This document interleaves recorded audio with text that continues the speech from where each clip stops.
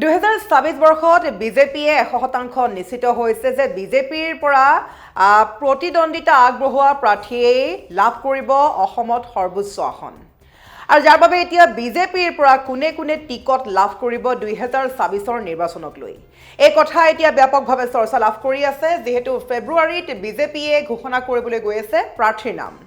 কোনে কোনে লাভ কৰিব বিজেপিৰ পৰা টিকট যেহেতু 24ৰ নিৰ্বাচন সমাগত মাজত মাত্ৰ কেইটামান মাহ বাকী আছে নৱবৰ্ষৰ সোমোৱাৰ মাত্ৰকে নৱবৰ্ষৰ প্ৰাক্ষণত আচলতে নতুন বছৰত ভৰি দিয়াৰ মাত্ৰকে সকলো সাজু হ'বৰ সময় হ'ব নিৰ্বাচনৰ বাবে আৰু 24ৰ বিধানসভা নিৰ্বাচনত বিজেপিৰ পৰা কোন কোন প্ৰাৰ্থীয়ে লাভ কৰিব টিকট যেহেতু ফেব্ৰুৱাৰী মাহত বিজেপিয়ে ঘোষণা কৰিবলৈ গৈ আছে প্ৰাৰ্থীৰ নাম আৰু সেই প্ৰাৰ্থীত পুৰণি বিজেপিৰ সদস্য বা বিধায়ক বা মন্ত্ৰীৰ নাম থাকিবনে নে নৱচামৰ যুৱচামৰ যুৱক যুৱতীৰ নাম দেখা পোৱা যাব এই কথা ব্যাপকভাৱে চৰ্চা লাভ কৰি আছে যেহেতু বিজেপিত এটা কথা খুবেই চৰ্চা লাভ কৰি আছে যে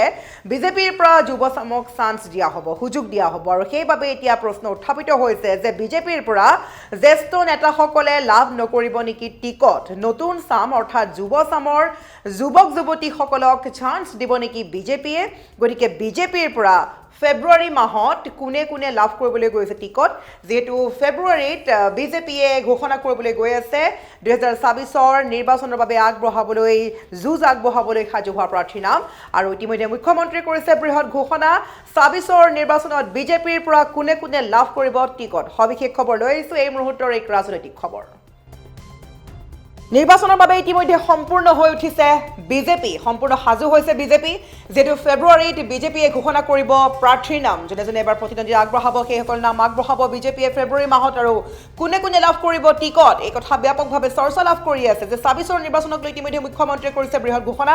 ফেব্ৰুৱাৰী মাহত বিজেপিয়ে ঘোষণা কৰিবলৈ গৈ আছে প্ৰাৰ্থীৰ নাম কোনে কোনে লাভ কৰিব টিকট ইতিমধ্যে সমাগত নিৰ্বাচন আৰু নিৰ্বাচনৰ বাবে শাসক বিৰোধী সকলোৱে কঁকালত টঙালি বন্ধাৰ সময় আহি পৰিছে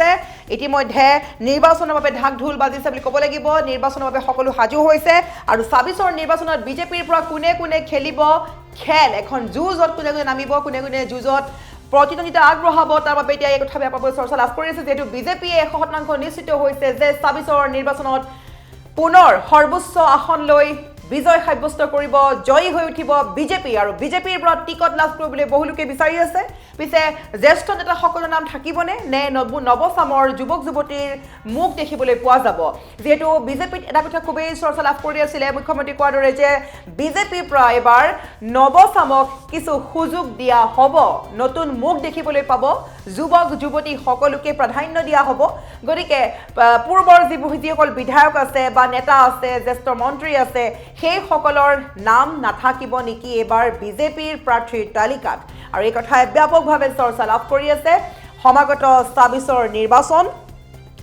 বিজেপিয়ে ফেব্ৰুৱাৰী মাহত ঘোষণা কৰিবলৈ গৈ আছে প্ৰাৰ্থীৰ নাম আৰু ফেব্ৰুৱাৰী মাহৰ প্ৰথম বা দ্বিতীয় সপ্তাহত এই ঘোষণা কৰিব প্ৰাৰ্থীৰ নাম নিৰ্বাচনৰ বাবে সম্পূৰ্ণ সাজু হৈছে বিজেপি আসন বুজাবুজিক লৈ অগপ বিজেপিৰ মাজত সমস্যা নাই BTADৰ 5-6টা সমষ্টিত প্ৰাৰ্থী দিব বিজেপিয়ে আৰু BTADৰ লগতে মিত্ৰ দলেৰে আলোচনা কৰিহে লোৱা হ'ব সিদ্ধান্ত আৰু 24ৰ নিৰ্বাচনক লৈ মুখ্যমন্ত্ৰীয়ে কৰিছে কেইবাটাও বৃহৎ মন্তব্য আৰু এই মুহূৰ্তত আমি বাৰে বাৰে ক'ব লাগিব যে নিৰ্বাচনলৈ যিহেতু মাজত কেইটামান মাহ বাকী আছে আৰু যিহেতু বছৰৰ এতিয়া শেষ সময় আৰু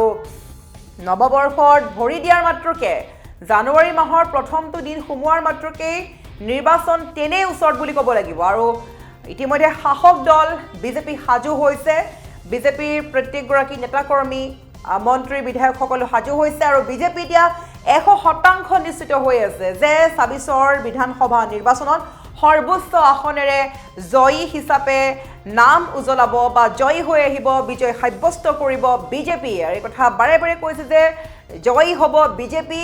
100% নিশ্চিত হিমন্ত বিশ্ব শৰ্মা চৰকাৰ যে 24ৰ নিৰ্বাচনত সবাতোকৈ সৰ্বোচ্চ আসনেৰে জয়লাভ কৰিব বিজেপি আৰু পিছত বিজেপিৰ পৰা কোনে কোনে খেলিবলৈ পাব এবাৰ এক মহাৰণ আৰু বিজেপিৰ পৰা কাক কাক দিয়া হ'ব টিকট পুৰণা যিসকল পুৰণি বিধায়ক আছে যিসকল মন্ত্ৰী আছে যিসকলে বহু বছৰ ধৰি বিজেপিৰ সৈতে জড়িত হৈ আছে সেই সকলে টিকট পাব নে যুৱ চামৰ নতুন যুৱক যুৱতীক টিকট দিয়া হ'ব ইতিমধ্যে বিজেপিয়ে এই কথা চৰ্চা লাভ কৰি আছে যে বিজেপিৰ পৰা নৱচামক বা যুৱ চামক কিছু চান্স দিয়া হ'ব সুযোগ দিয়া হ'ব ন মুখ দেখিবলৈ পাব সেইবাবে প্ৰশ্ন উত্থাপিত হৈছে যে বিজেপিৰ যিসকল বিধায়ক আছিলে পূৰ্বৰ বা মন্ত্ৰী আছিলে সেই সকলৰ নাম থাকিবনে যেহেতু মাজত মাত্ৰ এটা মাহ বাকী আছে এটা মাহৰ পিছতেই হয়তো ফেব্ৰুৱাৰীৰ প্ৰথম অথবা দ্বিতীয় সপ্তাহতেই বিজেপিয়ে ঘোষণা কৰিবলৈ গৈ আছে প্ৰাৰ্থীৰ নাম যোন প্ৰাৰ্থীয়ে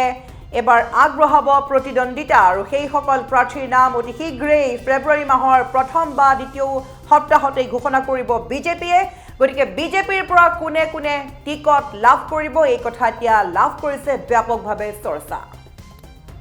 প্ৰাৰ্থী ঘোষণা কেতিয়ালৈকে সম্ভৱ হ'ব প্ৰাৰ্থী ঘোষণা আমি ফেব্ৰুৱাৰী মাহৰ ফাৰ্ষ্ট উইক ছেকেণ্ড উইক এনেকুৱাত কৰি দিম এই বিষয়ে হাগ্ৰামা মহিলাৰ লগত কথা পাতক মই কমেণ্ট দিয়াটো উচিত নহয় BTCৰ বিষয়ে এনেই যদি চাই বিজেপিয়ে 5টা-6টা সমষ্টিত খেলিব পৰা বিজেপিৰ পৰিৱেশ আছে কিন্তু মিত্ৰতাৰ কথা যেতিয়া আহিব তেতিয়া পৰিৱেশবোৰ সলনি হ'ব কিন্তু ডেফিনেটলি আজি যিটো বিজেপিৰ সাংগঠনিক স্থিতি আমি 5-6টা সমষ্টি মিত্ৰতা হ'লেও আমি পাব লাগে বাকীখিনি আলোচনাৰ কথা এতিয়ালৈকে আলাপ আলোচনা হোৱা নাই আলাপ আলোচনা হ'লে আমি আপোনালোকক UPPLৰ সৈতে মিত্ৰতা সন্দৰ্ভত ক'ব লাগিব আজিতো আমি সকলো একেলগে আছোঁ কিন্তু BTCৰ ভিতৰত পৰিৱেশটো বেলেগ আৰু দিছপুৰত পৰিৱেশটো বেলেগ দুটা পৰিৱেশত আমি আছোঁ দিছপুৰত সকলো একেলগে আছোঁ BTCত BPF আৰু UPPL বেলেগে আছে পৰিৱেশটো হওক কেনেকৈ কি হয় আপোনালোকে গম পায়ে থাকিব হ'ব